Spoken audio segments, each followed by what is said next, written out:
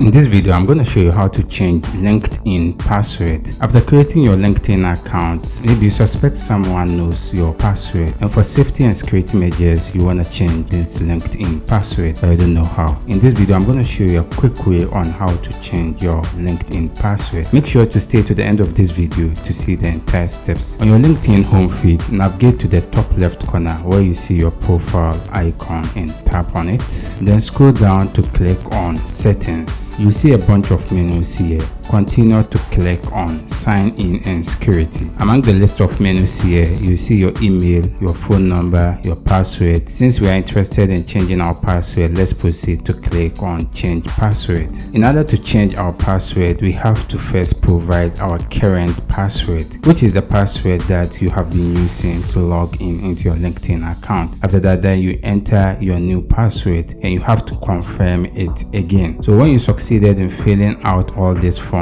then you have to proceed to save your password. Thank you for watching. If you have any question, you can leave it in the comment section. I'll do my best to attend to you. If you enjoyed this video, consider hitting the like button and share it to your family and friends. Don't forget to subscribe to see many content like this. See you in the next video.